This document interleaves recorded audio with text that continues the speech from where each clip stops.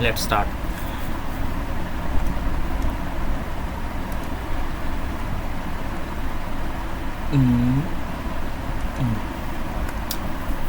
तो capital budgeting techniques में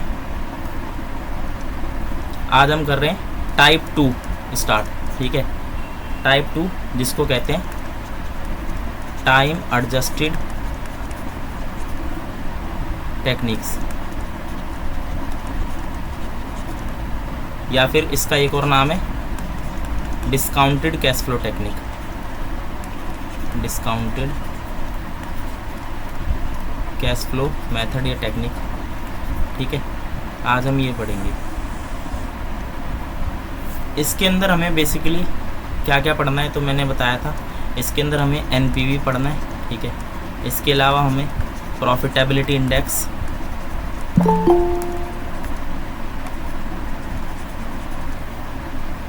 NPV profitability index.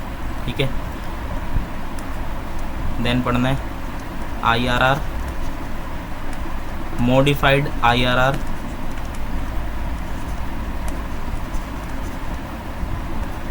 ठीक है। और क्या बच गया, क्या था, एक और था ना कोई, एक मिनट।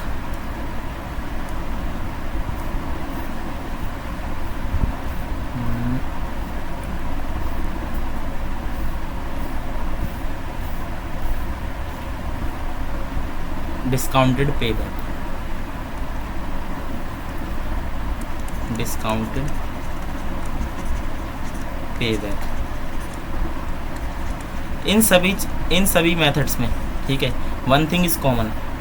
क्या कॉमन है कि सब डिस्काउंटेड है। ठीक है, डिस्काउंटिंग होगी सबकी, ये कॉमन है इसके अंदर। ठीक है, तो सबसे पहले हम देखते हैं कि टाइम एडजस्टेड टेक्निक्स क्या होती हैं। ठीक है, इनके अंदर क्या मतलब क्या डिफरेंस है दूसरी वाली टेक्निक से जो हमने पढ़ी थी। ठीक है, तो जैसा कि जो मनी होता है, मनी की क्या होती है, टाइम वैल्यू होती है, हैज़ टाइम वैल्यू। जैसे कि हम सिंपल भाषा में अगर समझने का प्रयास करें तो आज जो 100 रुपये हैं वो हो सकता है कि 2 साल बाद अब से, ठीक है, उनकी वर्थ 100 के बराबर ना रह जाए। हो सकता है कि 95 हो जाए, या हो सकता है कि 90 रह जाए। ठीक है, इसी को कहते हैं टाइम वैल्यू ऑफ मनी, यानी कि value of money is affected by time. Okay, now तो मनी की टाइम वैल्यू होती है सबसे पहली बात। दूसरी बात, जैसे कि इसमें हम कैश फ्लो को पढ़ेंगे। ठीक है, जो कैश फ्लो होगा जितना जल्दी अकर होगा, ठीक है, जितना जल्दी अकर होगा उसकी वैल्यू क्या होगी, ज़्यादा होगी। किस वाले से, लेटर वाले से। ठीक है, बाद वाले से वैल्यू ज़्यादा होती है हमेशा अभी वाले की। ठीक है, अब ये डिफरेंस क्यों अराइज होता है, जैसे कि हम यहाँ पे बात कर रहे हैं 100 का एग्जांपल लिया हमने। 100 की वैल्यू हो सकता है कि आफ्टर 5 ईयर्स 95 रह जाए। ठीक है, यानी कि वो है उस समय 100 ही रुपये, लेकिन हो सकता है कि हम आज उनसे 100 रुपये के बराबर की वस्तु खरीद सकते हैं, लेकिन उस टाइम 95 के इक्वली आएगी। ठीक है, तो इसका मतलब क्या है, ये डिफरेंस क्यों आया। ठीक है, ये जो डिफरेंस आ गया है दोनों वैल्यूज़ में, ठीक है, ये डिफरेंस आता है 2 चीज़ों की वजह से।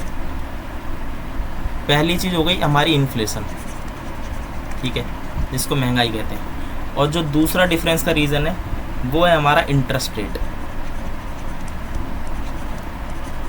इंटरेस्ट रेट, ठीक है, तो ये 2 चीज़ें हैं जिनकी वजह से डिफरेंस अराइज होता है। ठीक है, तो डिस्काउंटेड कैश फ्लो टेक्निक्स में हम क्या करते हैं,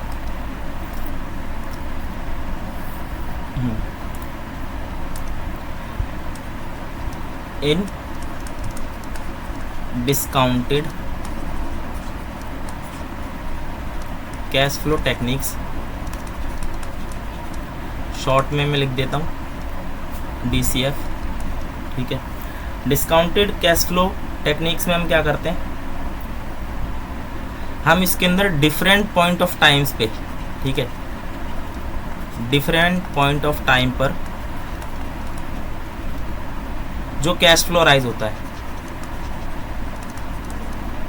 डिफरेंट पॉइंट ऑफ टाइम पर जो कैश फ्लो अराइज होता है, ठीक है, उसकी इकोनॉमिक वर्थ निकालते हैं सेम, इकोनॉमिक वर्थ को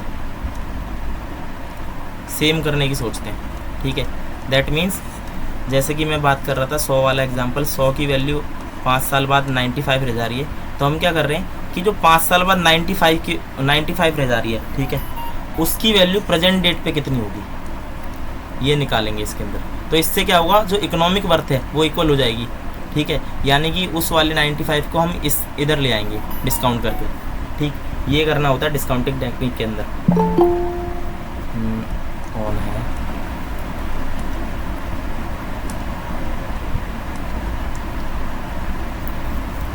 अब देखो इनको इक्वल करने के लिए to make both cash flows equal in economic worth,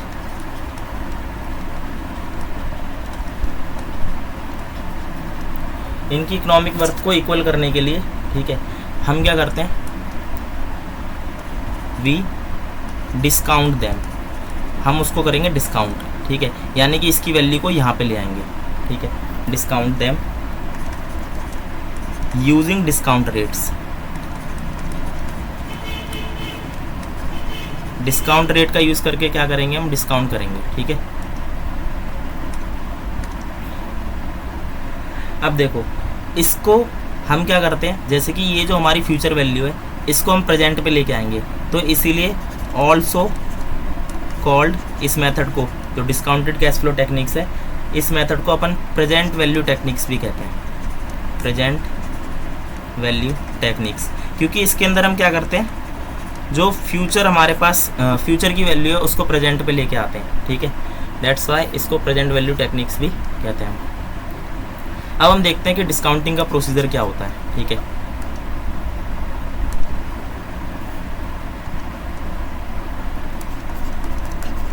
discounting procedure कैसे करना है,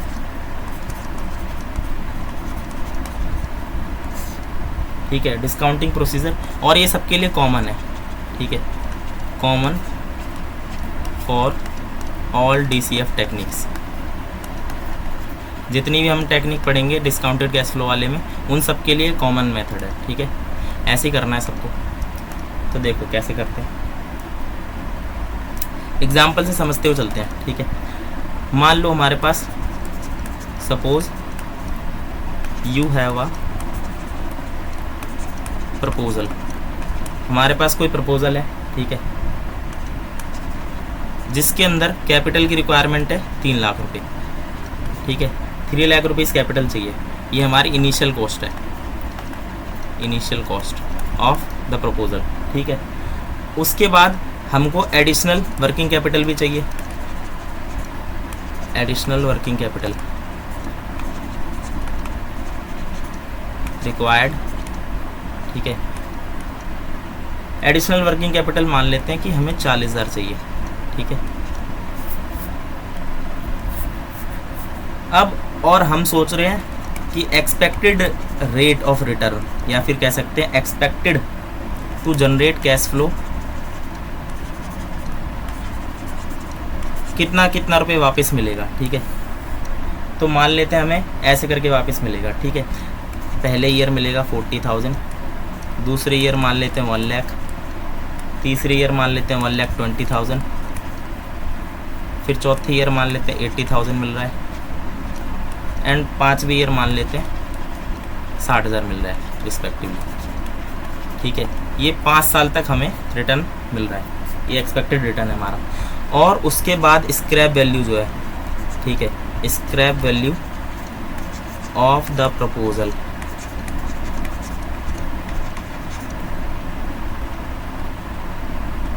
प्रपोजल की स्क्रैप वैल्यू हम मान लेते हैं 50,000 है, ठीक है। ये हमारे पास एक प्रपोजल है जिसकी इनिशियल कॉस्ट कितनी है, 3 लाख है, और एडिशनल वर्किंग कैपिटल की रिक्वायरमेंट 40,000 है, और एक्सपेक्टेड मतलब कैश फ्लो जनरेट होगा उससे 40,000 पहले ईयर, फिर 1 लाख, 1.2 लाख, 80,000, 60,000, ये 5 सालों तक मिलने वाला है हमें, ठीक है। अब इसको हमें करना है डिस्काउंट। मान लो ये देखो, सबसे पहली बात ये 1 साल, 2 साल, 3 साल, 4 और 5 साल हो गए, ठीक है। अब इसको हमें डिस्काउंट करना है, तो हमारे पास इनिशियल कॉस्ट क्या है, इनिशियल कॉस्ट, ठीक है, इनिशियल कॉस्ट या फिर कह सकते हैं initial investment at time zero, मतलब जो करंट ईयर है, जो पहली बार देते हैं उसको कहते हैं टाइम जीरो, यानी कि वो पहला ईयर है, ठीक है, टाइम जीरो, वहाँ से स्टार्ट हो रहा है हमारा इन्वेस्टमेंट, ठीक है। तो वो कितना है 3 लाख रुपीज़, और प्लस में वर्किंग कैपिटल 40,000, तो दैट विल कम 3,40,000, ठीक है। इतना हमारा क्या है इनिशियल कॉस्ट है टाइम जीरो पर, ठीक। अब हमारे पास कैश फ्लो मिलेंगे, ठीक है, other cash flows will arise. अब हमने जहाँ से स्टार्ट हो रहा है उसको T0 मान लिया, तो पहला ईयर ख़त्म होगा तो क्या मिलेगा T1, ठीक है। फिर उसके बाद दूसरा ईयर ख़त्म होगा T2, फिर T3, T4 एंड T5, ठीक है। तो ऐसे करके हमें कैश फ्लोज जनरेट होंगे, ठीक है। अब हम क्या करेंगे, इन सभी को, ठीक है, we will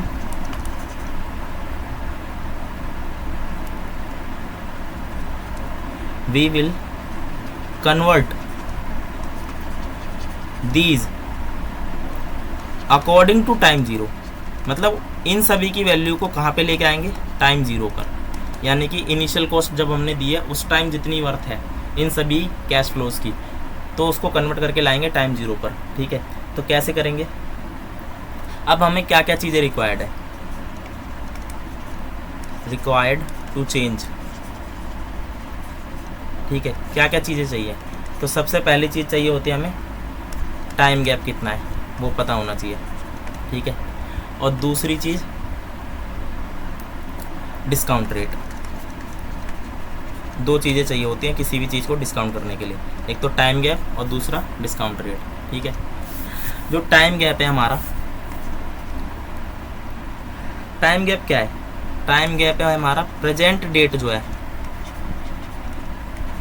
gap between present date and future date, यानी कि जब हमारा कैश फ्लो जनरेट हो रहा है उस डेट और जब हमने कैश आउटफ्लो किया है उस दोनों में कितना डिफरेंस है, ठीक है।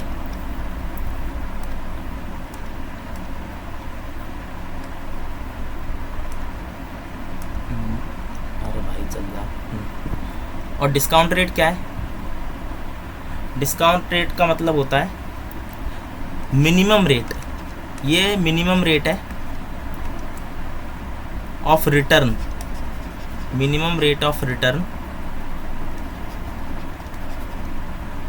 which a firm, or let's suppose a investor, a firm wants to earn on the amount invested, यानी कि मिनिमम रेट ऑफ रिटर्न कहते हैं इसको। डिस्काउंटिंग रेट ही हमारा क्या है, मिनिमम रेट ऑफ रिटर्न है, जो कि फर्म चाहती है कि इतना तो मिले एटलीस्ट, ठीक है, उसको कहते हैं डिस्काउंटिंग रेट। अब ये जो डिस्काउंटिंग रेट है ना, यही हमारा क्या है, मिनिमम रेट ऑफ रिटर्न भी है, यही हमारी कॉस्ट ऑफ कैपिटल भी है, कॉस्ट ऑफ कैपिटल भी इसी को कहते हैं, ठीक है, कॉस्ट ऑफ कैपिटल भी यही है, और साथ ही साथ डिस्काउंटिंग रेट भी यही है, और मिनिमम रेट ऑफ रिटर्न भी यही है, यानी कि तीनों चीज़ें सेम होती है, ठीक है। नाउ अब हम चलो ऊपर वाला जो हमारा, ठीक है, हम लेट कर लेते हैं, let the discount rate be 10%, ठीक है। मान लिया हमने डिस्काउंट रेट कितना है 10% है, तो हमारे पास इधर हम लिख रहे हैं टाइम, कैलकुलेट कर रहे हैं सबकी प्रेजेंट वैल्यू, ठीक है, टाइम हो गया, इधर हम लिख रहे हैं कैश फ्लोज, ये हो गया हमारा प्रेजेंट वैल्यू फैक्टर, ठीक है।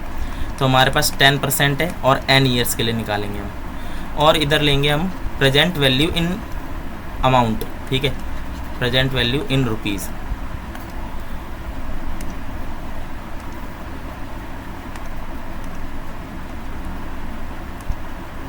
चलो निकालते हैं। तो मान लो यहाँ पर हमारा टाइम 0 है, टाइम 1 2 3 4 एंड 5, ठीक है।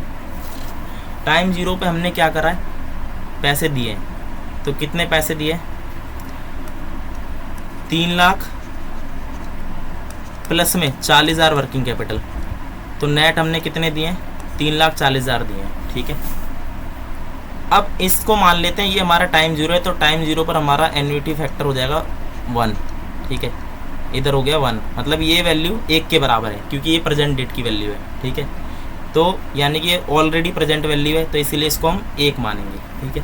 तो यहाँ पर इस कितना रुपये हमने दिया, अभी कैश आउटफ्लो कितना है, तो 3,40,000 है, 3,40,000। अब हमें रिटर्न मिलेगा, ठीक है। तो पहले ईयर हमने कितना रिटर्न मिलेगा हमें, 40,000, ठीक है, ऊपर लिखा था, ये रहा, ठीक है। पहले ईयर 40,000, फिर 1,20,000, 80,000 एंड 60,000, तो यही हम इधर लिखेंगे, ठीक है। तो पहले ईयर हमको मिल गया 40,000, मतलब फर्स्ट ईयर एंड होगा तो 40,000 मिलेंगे, फिर हमें मिलेंगे 1 लाख, फिर 1.2, फिर हमें मिलेंगे 80,000, देन हमें मिलेंगे 60,000, तो मिलेंगे ही मिलेंगे, प्लस में जो हमने वर्किंग कैपिटल दी थी 40,000 वो भी मिलेगी, और प्लस में हमने जो स्क्रैप वैल्यू थी, स्क्रैप वैल्यू कितनी थी 50,000, तो वो भी वापस मिल जाएगा। तो ये सारा पैसा हमें वापस मिलेगा end of the year 5th। अब इधर क्या करेंगे, 10% का डिस्काउंटिंग रेट लगाएंगे, ठीक है।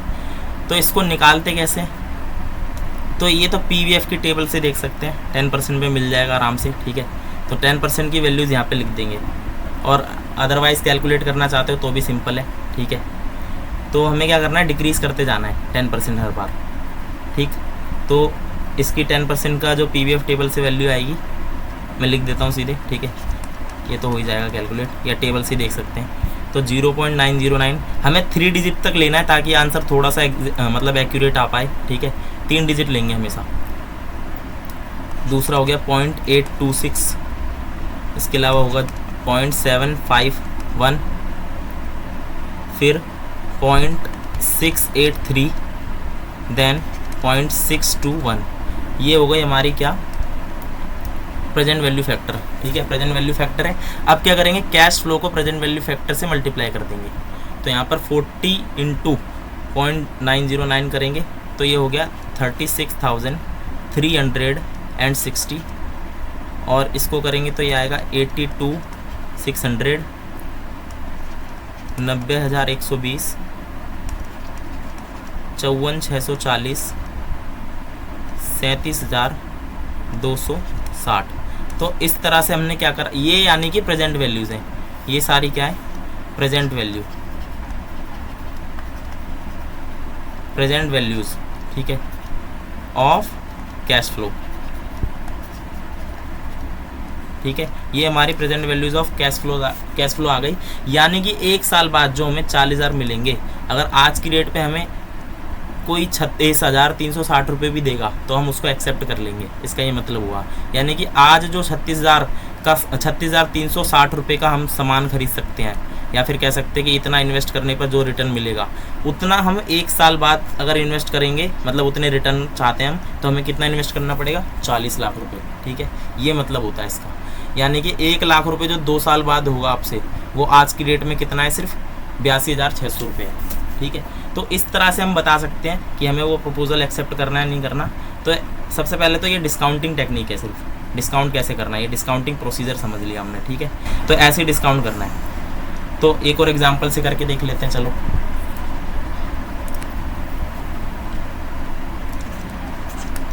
मान लेते हैं हमारा एक प्रपोजल है, ठीक है। इनिशियल कॉस्ट 5 लाख है, additional working capital 1 lakh, scrap value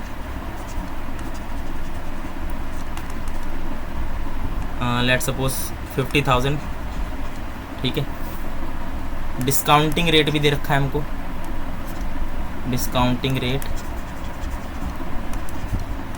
10%। इसके अलावा एक्सपेक्टेड रिटर्न या एक्सपेक्टेड कैश फ्लोज वो दे रखा है। फर्स्ट ईयर के बाद हमें मान लो मिलेंगे 1,20,000,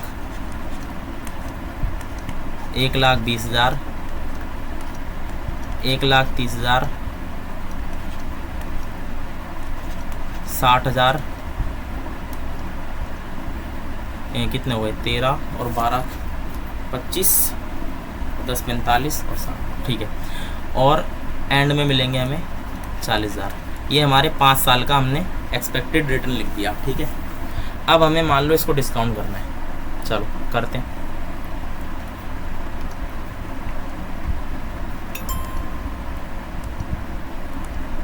ठीक है, डिस्काउंट करेंगे, चलो। तो यहाँ पर लिखेंगे टाइम, यहाँ लिखेंगे कैश फ्लोज, यहाँ हो गया हमारा PVF of 10% up to n years, ठीक है। और ये हो गई हमारी प्रेजेंट वैल्यू इन अमाउंट, ठीक। चलो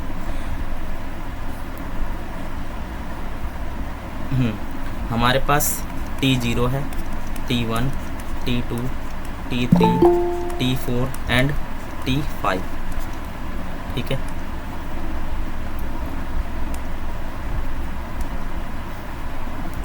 तो T0 पे हमने कितना दिया, नेट कैश फ्लो कितना गया हमारा, तो ये रहा 5 लाख, ये 1 लाख, ये तो टोटल हमने 6 लाख दिया है, ठीक है।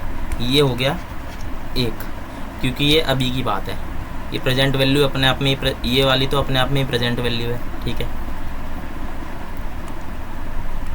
तो यहाँ पर कितना आ गया -6 लाख।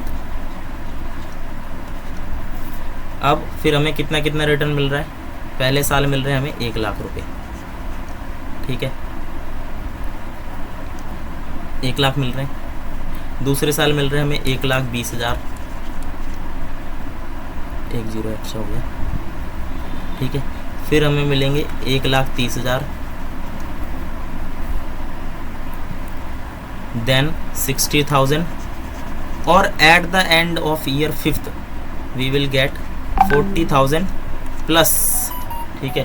क्या क्या मिलेगा, 40,000 तो मिलेगा ही मिलेगा वापस, प्लस में हमारी वर्किंग कैपिटल भी वापस मिल जाएगी, ठीक है।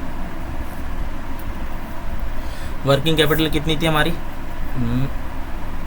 वर्किंग कैपिटल थी 1 लाख, तो 1 लाख वो मिलेंगे वापस, प्लस में स्क्रैप वैल्यू कितनी है 50,000, तो नेट इतना रुपये वापस मिलेगा, ठीक है। तो यहाँ पर हम एन्युटी फैक्टर देखते हैं कितना था, 0.909, और 2 ईयर के लिए होता है 8.26, फिर 0.751, देन 0.683 और 0.621। अब यहाँ पर मल्टीप्लाई कर देंगे सीधी, ठीक है। तो मल्टीप्लाई करने पर कितना आएगा, 1 लाख इंटू में 0.909, ये आ गया 90,900, ठीक है। ऐसे निकालेंगे इसका 1,20,000 इंटू में 0.826, ये आ गया 99,120, ठीक है। 1,30,000 इंटू में 0.751, ये आ गया 97,630,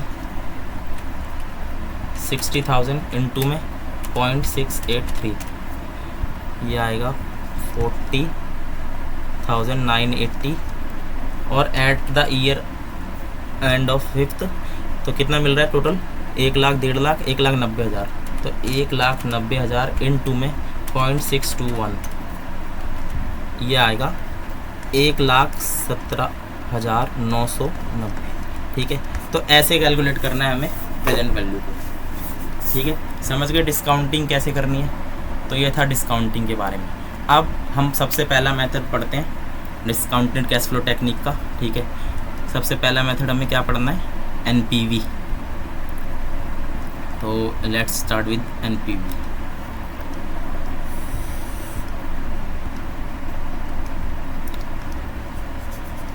ठीक है, NPV, जिसको अपन क्या कहते हैं, net present value, net present value. ठीक है, तो नेट प्रेजेंट वैल्यू कैसे निकालनी है,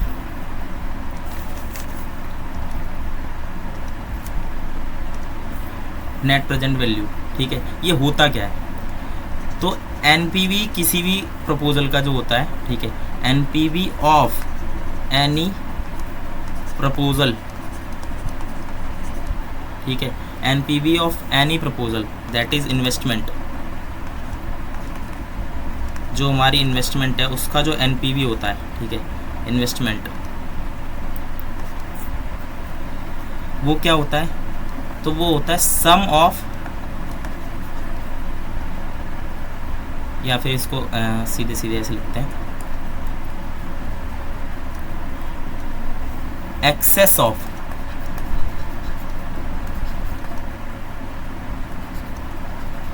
प्रेजेंट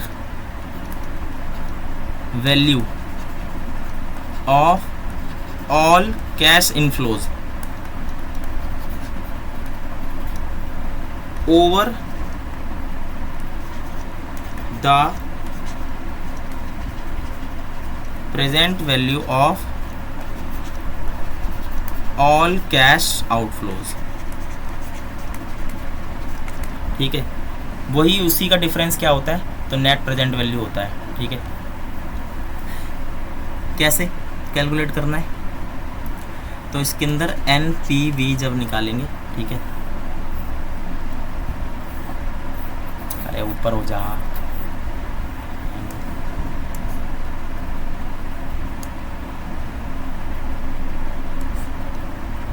एनपीवी, अरे भाई चल जा। ठीक है, एनपीवी निकालेंगे तो कैसे निकालेंगे, यहाँ पर हम सबसे पहले लेंगे sum of all cash inflow present value वाला, प्रेजेंट वैल्यू। ठीक है, और इसमें से माइनस क्या कर देंगे, sum of all cash outflows present value, उनकी भी प्रेजेंट वैल्यू को माइनस कर देंगे। ठीक है, अब ये बड़ा सिंपल है, net present value, net present value इसका मतलब जितने हमने आज दिए पैसे और जो हमें मिलेंगे आने वाले टाइम में, ठीक है, उन दोनों की अगर प्रेजेंट वैल्यू को कंपेयर करें तो हमने जितना दिया है क्या उससे ज़्यादा मिल रहा है, अगर उससे ज़्यादा मिल रहा है तो नेट प्रेजेंट वैल्यू है उसकी। ठीक है, समझे, तो वही एनपीवी होता है, यानी कि जो हमने कैश इनफ्लो मिल रहा है, जो हमको कैश इनफ्लो मिल रहा है, ठीक है, जितना भी कैश इनफ्लो मिल रहा है हमें, उसकी प्रेजेंट वैल्यू जो है, ठीक है, उसमें से माइनस कर देंगे जितना हमने कैश दिया है, यानी कि आउटफ्लो जितना हमारा इन्वेस्टमेंट है। ठीक है, तो उन दोनों का जो डिफरेंस होगा, एक मिनट, अरे ये फिर से हैंग होने लग गया क्या, हैंग होता रहता है, पता नहीं क्या है। एक मिनट,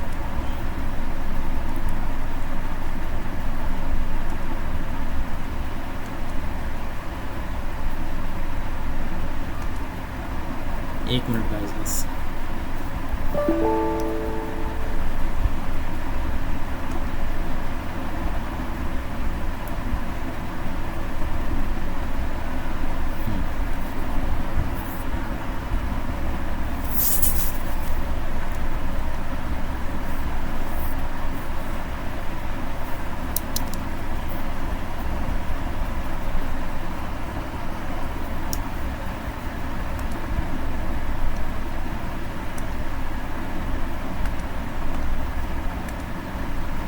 हाँ, तो एनपीवी बराबर होता है sum of all cash inflows present value minus में sum of all cash outflows present value. तो हम अपने एग्जांपल से एक बारी कैलकुलेट करके देखते हैं। ठीक है, तो हमारा एग्जांपल था पहला वाला, या अभी वाला देखते हैं। ठीक है, जो हमने अभी लेटेस्ट किया। अब यहाँ पर देखा हमने कि नेट हमने कितना दिया था, ये।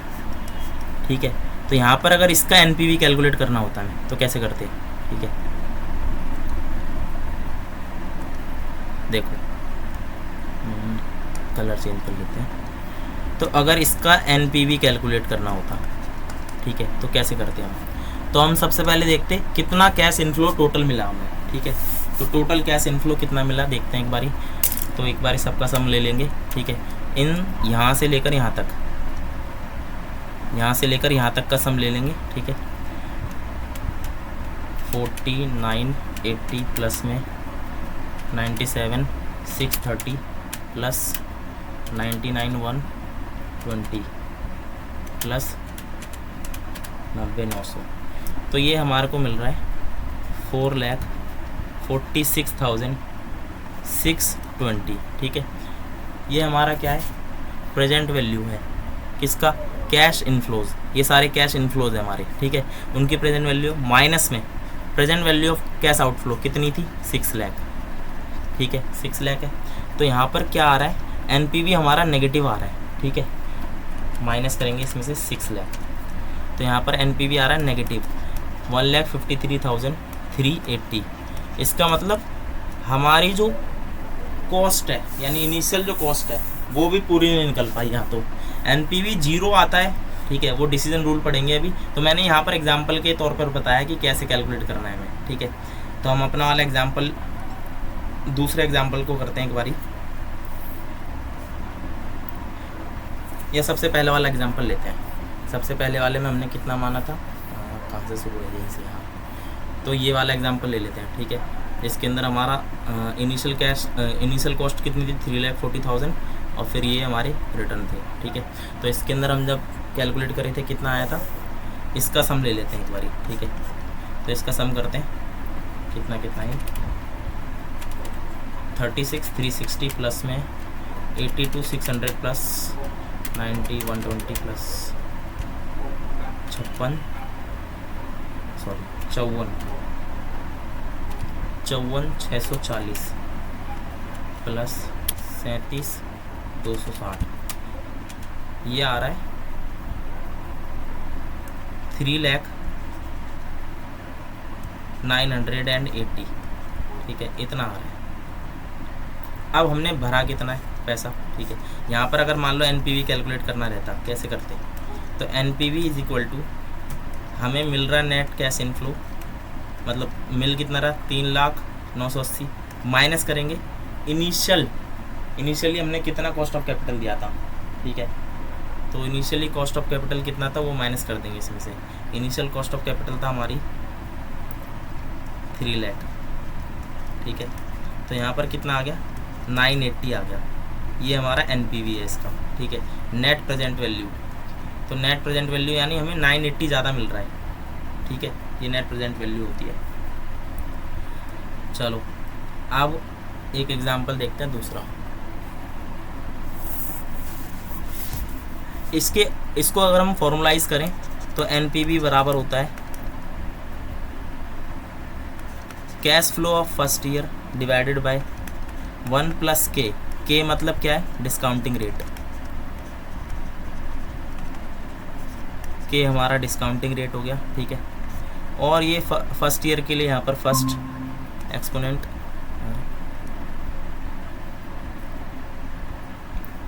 फिर प्लस में ऐसे ही फर्दर ईयर्स का cash flow of year 2 divided by 1 plus के, और यहाँ पे square cash flow of year 3 1 plus में के रेज टू द पावर 3, ठीक है। और ऐसे ही करके हमारा cash flow of n year के लिए 1 प्लस के raise to the power n करेंगे, और इसमें से माइनस क्या कर देंगे, कैश फ्लो ऑफ 0, यानी ये इनिशियल कैश फ्लो है, इनिशियल कैश फ्लो, ठीक है। तो ये हमारा फॉर्मुलाइज्ड कर दिया हमने, ऐसे फॉर्मूला बनेगा इसका, ठीक है। अब यहाँ पर डिस्काउंट रेट जो के हमारा, ठीक है, के हमारा क्या है, डिस्काउंट रेट है। डिस्काउंट रेट को मैंने बताया था आप लोगों को अभी, ठीक है। डिस्काउंट रेट को ही हम क्या बोलते हैं, मिनिमम रेट ऑफ रिटर्न भी बोलते हैं, मिनिमम रेट ऑफ रिटर्न, ठीक है। यानी कि इतना तो मिलना ही चाहिए एटलीस्ट, ठीक है। इतना हम कहीं भी लगाएंगे तो भी मिल जाएगा। या फिर इसको ही अपन क्या बोलते हैं, कॉस्ट ऑफ कैपिटल भी बोलते हैं, कॉस्ट ऑफ कैपिटल, ठीक है। अगर हम बात करें यहाँ पर के क्या है, तो के डिनोमिनेटर में है, यहाँ के हमारा डिनोमिनेटर में, इसका मतलब ये वैल्यू जितनी बड़ी होगी के की, ठीक है, उतना ही ऊपर वाला क्या होगा, कम होगा, समझे। तो इसका मतलब हम कह सकते हैं एक चीज़ कि there is inverse relation between discounting rate and net present value, ठीक है। यानी कि discounting rate, higher the discounting rate will give you lower the net present value, ठीक है, and lower the discounting rate will give you higher the net present value, ठीक है।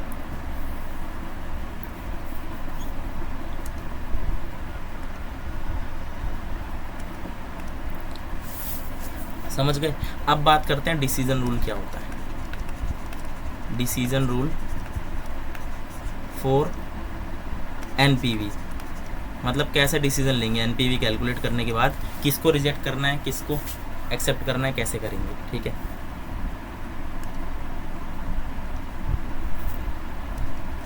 पहला हमें एक्सेप्ट करना पड़ेगा, ठीक है, एक्सेप्ट इफ एनपीवी जो आई थी हमारी, ठीक है, एनपीवी क्या हो, अगर पॉजिटिव हो तो हम क्या करेंगे, एक्सेप्ट कर लेंगे, ठीक है।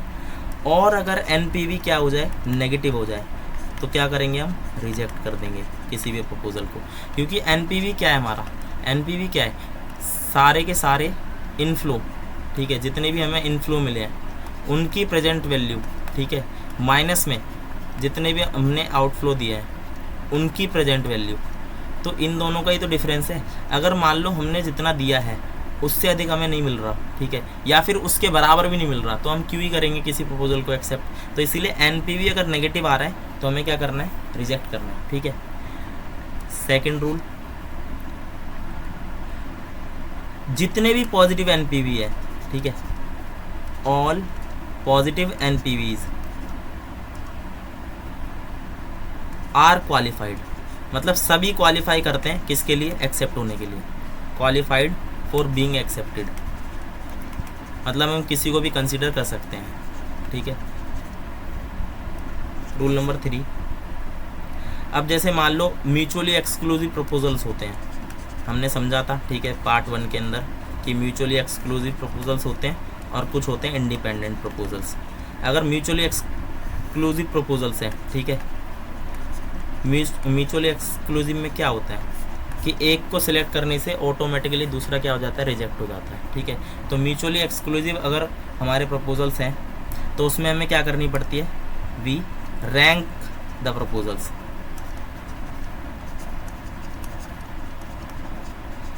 ठीक है। अब देखो, तो हम क्या करेंगे, जिसकी हाईएस्ट होगी, ठीक है, highest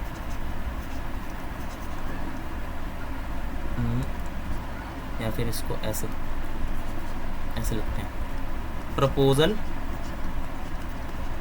with highest NPV will be on top priority, उसको हम सबसे पहली प्रायोरिटी पर रखेंगे, ठीक है। और जो मतलब कम एनपीवी वाला होगा तो उसको लोअर ऑर्डर पे रखेंगे, ठीक है। इसके अलावा फोर्थ रूल, अगर मान लो एनपीवी 0 आ जाए, when NPV of any proposal is 0, ठीक है, अगर एनपीवी 0 हो जाए कभी भी तो क्या करेंगे, तो वो फर्म पे डिपेंड करता है कि वो क्या करना चाहती है, ठीक है। तो यहाँ पर हमारी जो फर्म होती है, the firm may be indifferent, उस पर डिपेंड करता है, ठीक है, वो अलग हो सकती है, यानी कि totally depends on the firm और फाइनेंस मैनेजर और rules and policies of the firm whether it will be accepted और रिजेक्टेड, ठीक है। तो एनपीवी 0 होने के केस में हम दोनों ही चीज़ें कर सकते हैं, ऐसा नहीं बोल सकते कि हम एनपीवी 0 होगा तो रिजेक्ट ही करेंगे, ठीक है। वो डिपेंड करता है फर्म की पॉलिसी पर, ठीक है। फर्म अगर चाहेगी तो एक्सेप्ट करेगी, अदरवाइज रिजेक्ट भी कर सकती है, ठीक है, डिपेंड करता है। तो इस तरह से हम एनपीवी कैलकुलेट करते हैं, ठीक है। और एनपीवी को कैसे हम मतलब डिसीजन रूल क्या है वो भी हमने समझ लिया। अब बात करते हैं, ठीक है, इवैल्यूएट करते हैं एनपीवी का मेथड जो है कि इसकी एडवांटेज क्या है, या फिर कह सकते हैं मेरिट और डीमेरिट की बात कर लेते हैं, ठीक है।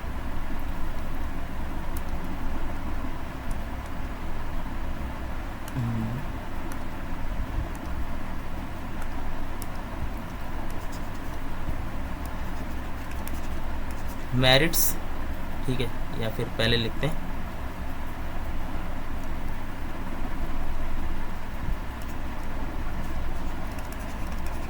क्रिटिकल इवैल्यूएशन ऑफ एनपीवी, ठीक है।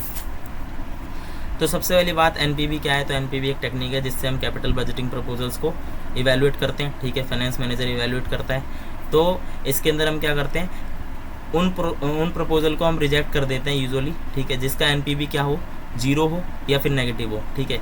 यानी कि जिसका एनपीवी हमारा क्या है, 0 और नेगेटिव, तो उन प्रपोजल्स को हम क्या करते हैं, रिजेक्ट कर देते हैं यूजुअली, ठीक है, यूजुअली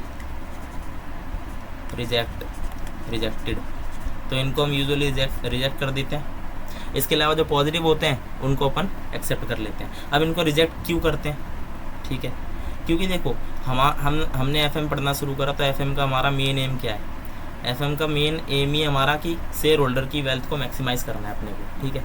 अब जब किसी भी प्रपोजल का एनपीवी ही 0 है, यानी कि उससे नेट मिलने वाला जो कैश फ्लो है, ठीक है, वो हमारा 0 है, नेट प्रेजेंट वैल्यू उसकी 0 है, तो क्या उससे कुछ भी होगा, ठीक है, उससे कुछ भी नहीं होगा। इसीलिए इसको हम रिजेक्ट कर रहे हैं, because it will not going to contribute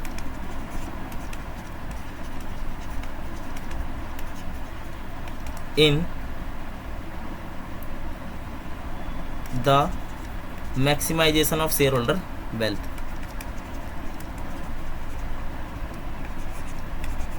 share holders wealth, ठीक है। दैट्स वाई हम क्या करते हैं, एनपीवी को रिजेक्ट कर देते हैं। अब एनपीवी हालांकि अच्छी टेक्निक है, क्यों अच्छी है, क्योंकि इसके अंदर हम क्या करते हैं, इसके अंदर हम टाइम वैल्यू ऑफ मनी को कंसिडर करते हैं, ठीक है।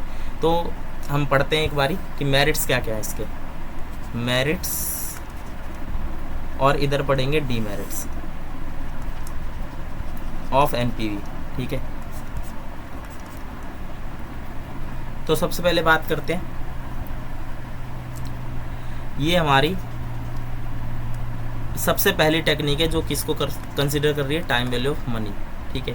टाइम वैल्यू ऑफ मनी को कंसिडर करने वाली सबसे पहली टेक्निक है, जिसके अंदर हम क्या करते हैं, कैश फ्लो जो होता है अलग अलग ईयर्स का, उसको हम इवेल्युएट कर सकते हैं अच्छे से, ठीक है। इसके अलावा और क्या है इसके अंदर, फ़ायदा क्या है इसका, इसके अलावा एनपीवी जब कैलकुलेट करते हैं, ठीक है, उसके अंदर एंटायर कैश फ्लो की स्ट्रीम को हम इवेल्युएट करते हैं, एंटायर कैश फ्लो स्ट्रीम, जैसे कि हमने पे बैक पीरियड पढ़ा था, ठीक है, स्ट्रीम इज इवेल्युएटेड, हमने पे बैक पीरियड पढ़ा था, उसके अंदर क्या कर रहे थे हम, जैसे कि हमको मान लो यहाँ पर हमने एक बारी क्या दिया, 1 लाख रुपए दिया और हमें 20-20 हज़ार करके मिल रहे हैं, ठीक है, और मान लो 6 साल तक मिल रहे हैं, 6 ईयर्स तक हमें 20-20 हज़ार रुपये मिल रहे हैं। तो 1 लाख रुपए हमने दिए हैं एक बारी पहले ईयर, और फिर हमें 6 साल तक 20-20 हज़ार रुपये मिल रहे हैं, टोटल मिल कितने रहे हैं, 1,20,000, ठीक है, टोटल मिलने वाली वैल्यू है 1,20,000। लेकिन यहाँ पर हम क्या कर रहे थे, सिर्फ जब तक ही देख रहे थे जब तक हमारी जो इनिशियल कॉस्ट है वो रिकवर हो रही है, ठीक है। तो इनिशियल कॉस्ट हमारी कब रिकवर हो जाएगी, 5 ईयर्स में, तो इसीलिए 5 ईयर्स तक का ही कैश फ्लो हम इवेल्युएट कर रहे थे, और बाकी सारे कैश फ्लो को क्या कर रहे थे, इग्नोर कर दे रहे थे। जबकि एनपीवी में ऐसा नहीं होता है, ठीक है, एनपीवी के अंदर हम सारा का सारा कैश फ्लो इवेल्युएट करते हैं, ठीक है, चाहे कॉस्ट ऑफ कैपिटल निकल आई हो या नहीं निकली हो, ठीक है, इसीलिए एक अच्छा तरीका है। इसके अलावा और क्या मेरिट्स हैं, ठीक है, और मेरिट्स की बात करते हैं, तो it depends, NPV technique, it depends on cash flow rather accounting profit. जैसे हमने ARR के बारे में पढ़ा था, वो किस पे डिपेंड करता है, तो अकाउंटिंग प्रॉफिट पे। लेकिन एनपीवी किस पे डिपेंड करता है, कैश फ्लो पर, ठीक है। इसीलिए हम क्या करते हैं यहाँ पर शेयर होल्डर की वेल्थ को मैक्सिमाइज कर सकते हैं अच्छे तरीके से, ठीक है। लिक्विडिटी यहाँ पर हमें पता चल जाती है, फिर ऊपर नहीं हो रहा है। इसके अलावा और फ़ायदा,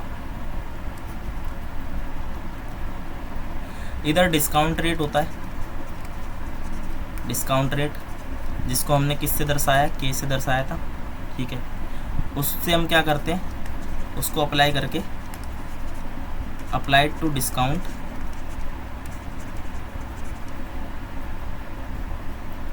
द कैश फ्लोज, उसका यूज़ करके हम क्या करते हैं, कैश फ्लो को डिस्काउंट करते हैं, ठीक है।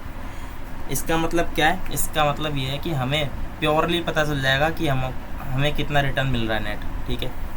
तो ये कुछ मेरिट्स थे इसके। अब देखते हैं कुछ डीमेरिट क्या है इसके, ठीक है। तो पहली बात तो डिफ़िकल्ट कैलकुलेशन, ठीक है, डिफ़िकल्ट कैलकुलेशन। इसकी कैलकुलेशन बड़ी डिफ़िकल्ट है क्योंकि इसके अंदर पीवीएफ यानी कि टेबल वगैरह हमें कंसिडर करनी पड़ती है, और प्लस में इसके अंदर अनसर्टेनिटी का भी हमें पता नहीं है, ठीक है। अनसर्टेनिटी का मतलब कि मान लो कि हमारा जो टाइम गैप है उसके हिसाब से हमने कोई भी डिस्काउंटिंग रेट लेके कर दिया डिस्काउंट कैश फ्लो को, ठीक है। लेकिन क्या पता है कि वो डिस्काउंटिंग रेट एक्चुअल में उतना ही हमें वैल्यू देगा जितनी एक्चुअल में होगी जब जाके, ठीक है। तो यहाँ पर क्या है, ये आंसर नहीं मिल पाता हमें कि क्या ये सर्टेन है या नहीं है, यानी कि श्योर नहीं होते हम इसके बारे में, ठीक है। इसके अलावा और क्या है, तो इसके अंदर प्री डिटर्मिनेशन करनी पड़ती है, रिक्वायर्स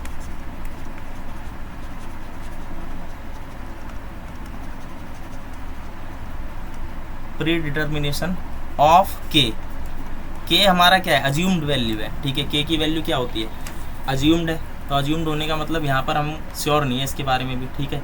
और ये अपने आप में भी एक मुश्किल काम है कि कितना हम डिस्काउंटिंग रेट रखें, ठीक है।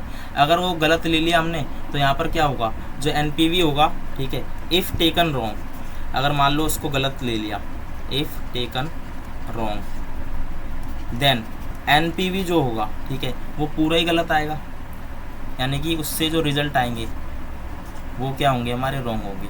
एनपीवी में गिव रॉन्ग रिजल्ट, ठीक है। ये एक डीमेरिट हो गया, अब हुआ ना ऊपर। इसके अलावा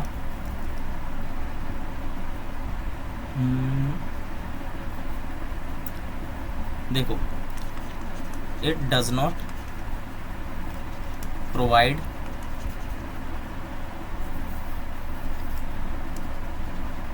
measure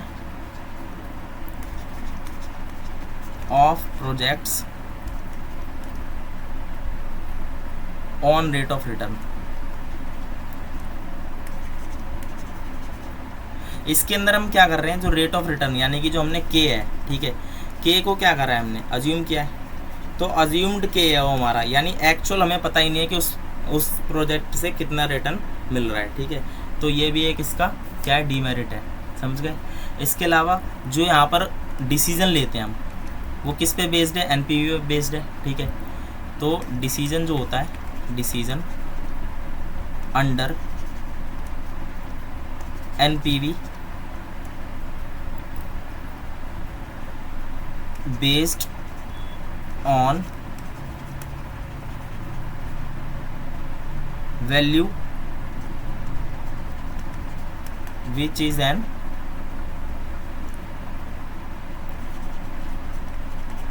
एब्सोल्यूट मेजर। इसका मतलब यहाँ पर हम क्या करते हैं, एब्सोल्यूट मेजर का मतलब कि हमने एक जैसे प्रपोजल को सिलेक्ट कर लिया, ठीक है, फिर उसको डिस्काउंट कर लेते हैं। इससे क्या होता है कि म्यूचुअली एक्सक्लूसिव जो प्रपोजल्स थे हमारे पास, ठीक है, उनकी वैल्यूज़ अलग आती है क्योंकि यहाँ पर वैल्यूज़ डिफरेंट होती हैं सबकी, ठीक है। और अलग अलग जो प्रपोजल होता है उसका कैश इनफ्लो और कैश आउटफ्लो अलग अलग होता है। तो यहाँ पर हम क्या करते हैं, एब्सोल्यूट वैल्यू पर कैलकुलेट करते हैं, ठीक है, एनपीवी को। तो इसलिए यहाँ पर जो हमारे को रिजल्ट मिलता है, ठीक है, वो वेरी कर सकता है, ये एनपीवी के कुछ डीमेरिट्स हैं, ठीक है। लेकिन फिर भी यहाँ पर एनपीवी टेक्निक जो है वो एक सिंपल और इजी टेक्निक है, इसलिए मेजरली अप्लाइड होती है ज़्यादातर फाइनेंशियल डिसीजंस लेने में, ठीक है। बहुत सारे ऑर्गेनाइजेशन में हम एनपीवी को यूज़ करते हैं। तो ये था एनपीवी के बारे में कि एनपीवी कैलकुलेट कैसे करना है वगैरह, ठीक है। अब एक क्वेश्चन देख लेते हैं, ठीक है। चलो एक क्वेश्चन देखते हैं, ऊपर हो जाए भाई।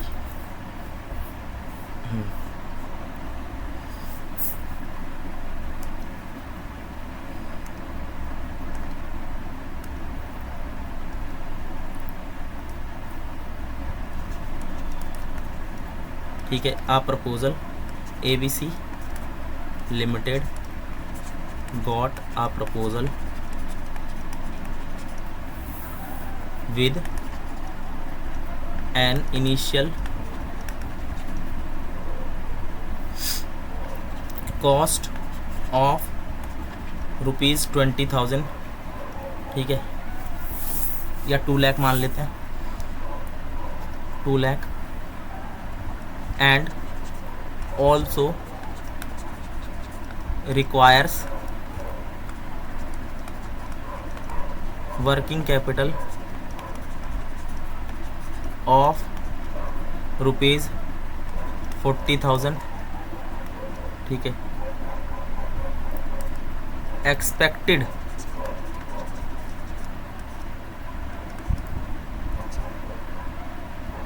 कैश फ्लो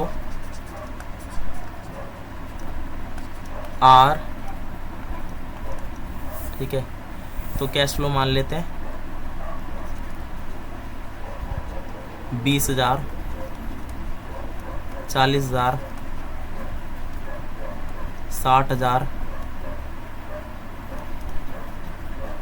50,000 एंड 40,000, ठीक है, फॉर 5 ईयर्स। तो 5 साल में हमें इतना इतना एक्सपेक्टेशंस है कि इतना कैश फ्लो हमारा जनरेट होगा, ठीक है। फिर कहता है the scrap value of the proposal is ₹25,000, ठीक है। If the discount rate, that is K, is 10%, then evaluate the proposal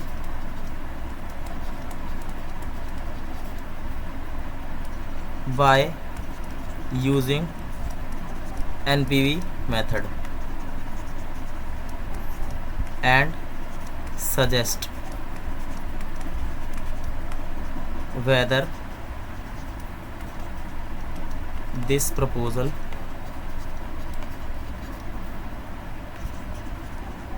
should be accepted or not, ठीक है। तो ये क्वेश्चन है हमारा, और ये क्वेश्चन किसी बुक का नहीं है भाई, ठीक है। ये मैंने अभी बना दिया। अब इसको सॉल्व करते हैं, चलो।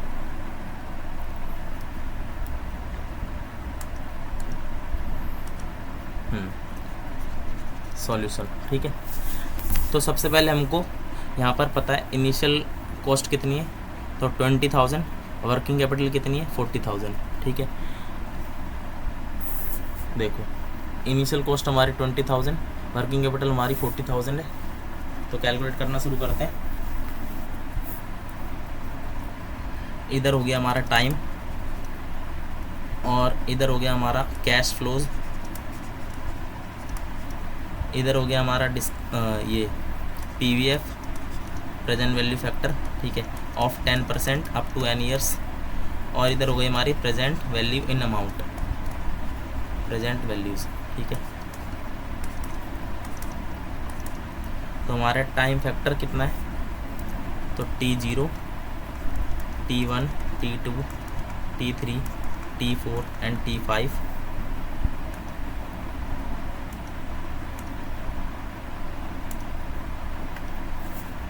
कैश फ्लोज कितना है, पहली बार कितना देना है 2 लाख रुपये, और वर्किंग कैपिटल 40,000, तो 2,40,000 देना है, 2,40,000, और इसको मानेंगे हम 1 क्योंकि ये प्रेजेंट वैल्यू है, ठीक है। तो नेट हमारा कैश आउटफ्लो है 2,40,000 का। फिर उसके बाद हमें मिलना शुरू होंगे पैसे, ठीक है। तो मिलेंगे कितने कितने, 20, देन 40, देन 60, 50, और at the end of 5th year हमें कितना मिलेगा, 40,000 प्लस में 20,000 वर्किंग कैपिटल, ठीक है। 20,000 थी ना वर्किंग, 40,000 थी, तो 40, 40, 80 और 25,000 ये, तो 80 और 20, 1,05,000 मिलेंगे, 1,05,000, ठीक है। तो एक बारी लिख देते हैं यहाँ पर प्रेजेंट वैल्यू ऑफ मतलब एन्युटी फैक्टर लिख देते हैं। तो 0.909, 10% वाला तो याद ही कर लेना, 8.26, 0.751, 0.683, 0.621, यहाँ पर कैलकुलेट करेंगे मल्टीप्लाई करके, ठीक है। 20,000 इंटू में 0.909, ये आ गया 18,180, 18,180, ठीक है। फिर उसके बाद 40,000 इंटू में 0.826, ये आ गया 33,040। फिर 60,000 इंटू में 0.751, 45,060, 50,000 इंटू में 0.683, 34,130, 1,05,000 इंटू में 0.621, ये आ गया 65,205, ठीक है। अब निकालते हैं एनपीवी। 34,130 प्लस में 45,060। अब इसको ना हम वैसे भी कर सकते थे, वो फॉर्मूला अप्लाई करके भी कर सकते थे डायरेक्ट, ठीक है। तो फॉर्मूला अप्लाई करके करते, ये तो हमने टेबल बना दी एक, ठीक है। अगर फॉर्मूला अप्लाई करते तो फॉर्मूले में हम क्या क्या निकालते हैं, सीधे एनपीवी निकलता है फॉर्मूले से, तो ठीक है। तो एनपीवी कैसे निकालते, NPV is equal to, formula लगाते CF1 कर CFN वाला, ठीक है। तो CF of N years divided by 1 minus K up to N, minus में C0, ठीक है। ऐसा फॉर्मूला लगाते। तो चलो इस फॉर्मूले पर अप्लाई करके देखते हैं। तो NPV इज इक्वल टू, ये समीशन है, ठीक है। तो निकालते हैं। तो पहले साल वाला जो आउटफ्लो है वो सबसे लास्ट में इसमें से माइनस कर देंगे, ठीक सीधे, ठीक है। तो यहाँ पर कितना हो गया, 20,000 डिवाइडेड बाय 1 माइनस K की वैल्यू क्या है 0.10, ठीक है, मतलब 10% है। तो K की वैल्यू 0.1 हो जाएगी, तो ये हो जाएगा 0.9 रेज़ टू द पावर 1, ठीक है। और फिर यहाँ पर प्लस 40,000,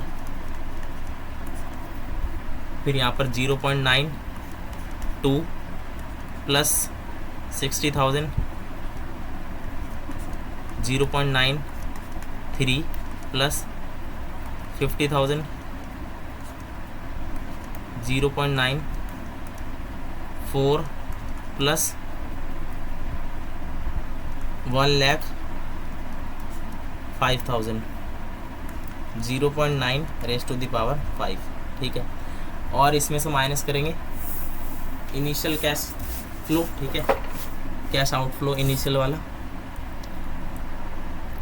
तो इनिशियल कैश आउटफ्लो हमारा कितना है, टोटल हमारे को इतना मिलेगा, ठीक है।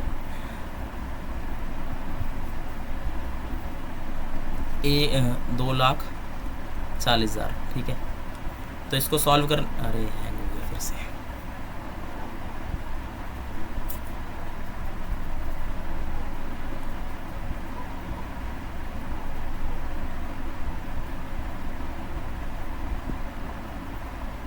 चल गया।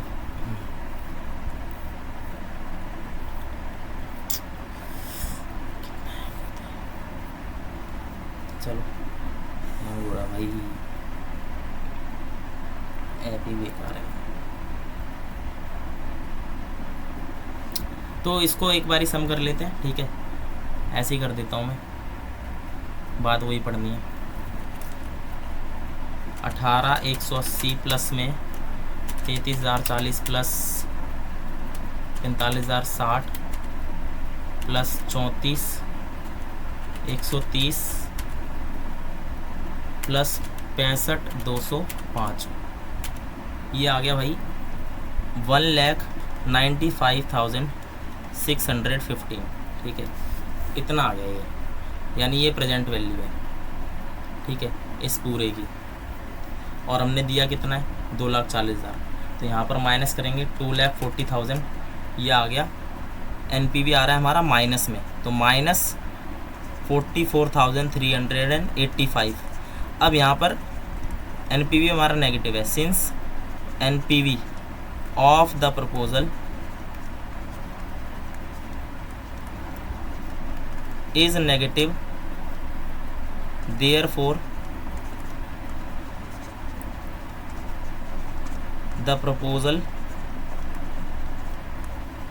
will be rejected। तो यहाँ पर क्या करेंगे, रिजेक्ट कर देंगे, यानी हमने जो इनिशियल कॉस्ट दी है वो भी नहीं मिल पा रही है हमें, तो ठीक है। एनपीवी यहाँ पर नेट हमारा क्या है, वो अलग आ रहा है, तो इसीलिए हम क्या करेंगे, रिजेक्ट कर देंगे इसको, ठीक है। तो इस तरह से हम कैलकुलेट करते हैं एनपीवी। और फॉर्मूला लगा के भी ऐसे ही करना है, नीचे हो जा, हाँ, फॉर्मूला लगा के भी ऐसे ही होगा और बिना फॉर्मूले के भी ऐसे ही होगा, ठीक है। तो यहाँ पर हमारा नेगेटिव में आ रहा है एनपीवी, इसीलिए हम क्या कर रहे हैं, प्रपोजल को रिजेक्ट कर दे रहे हैं, ठीक है भाई। तो यहाँ पर अगर मैं बताऊँ प्रोसीजर ऑफ कैलकुलेशन एक चार्ट के फॉर्म में, ठीक है। तो यहाँ पर क्या करना है, total present value of inflows, ठीक है, जितनी भी हमारी total present value of inflows है उसमें से क्या करेंगे, माइनस करेंगे total present value of outflows, ठीक है। तो यही डिफरेंस क्या होता है एनपीवी। और डिसीजन रूल कहता है कि अगर एनपीवी क्या है हमारा पॉजिटिव है तब हम एक्सेप्ट करते हैं, अदरवाइज हम क्या करते हैं, रिजेक्ट कर देते हैं, ठीक है। और मैंने तुम्हें बताया था जितना ज़्यादा रेट ऑफ रिटर्न, जितना ज़्यादा rate of return that is के, रेट ऑफ रिटर्न जितना हाई होगा उतना ही क्या होगा, लो हमारा एनपीवी होगा, ठीक है। इसके अंदर 10% पे करा हमने, ठीक है, तब हमारा एनपीवी इतना आ रहा है। अब होमवर्क में आप लोग ना ऐसा करना, ठीक है, अभी ग्रुप में भेजना करके इसको ना, हमने क्या करा, रेट ऑफ रिटर्न जितना ज़्यादा एनपीवी उतना लो, ठीक है, नेगेटिव चला गया। हम क्या करते हैं, रेट ऑफ रिटर्न को कम कर देते हैं, लेट सपोज 5% कर देते हैं, ठीक है। तो हमारा अगर के की वैल्यू 5% है तब आप कैलकुलेट करके बताना कि एनपीवी कितना आ रहा है, और तब क्या करते हैं हम, ठीक है, रिजेक्ट करते हैं या एक्सेप्ट करते हैं, ठीक है, ये बताना है, रिजेक्ट और एक्सेप्ट। ये होमवर्क है आपका, ठीक है। तो आज हमने कर लिया एक मेथड और हमने समझ लिया डिस्काउंटेड कैश फ्लो टेक्निक्स क्या होती हैं, ठीक है। तो आज का हमारा एजेंडा जो था डिसाइड करा था वो हो गया कंप्लीट। अब आप लोगों का कोई डाउट हो तो बताओ, और नहीं तो कंबाइन करते हैं, ये पता नहीं क्या है, वन नोट। और अगर कोई मतलब सिस्टम यूज़ करता हो तो बताना, वन नोट जैसी कोई ऐप हो तो जिस पर ये पेन टेबलेट चल जाए सही से। ये तो क्योंकि पता नहीं क्या नॉट रिस्पॉन्डिंग बताता है, ठीक गाइज।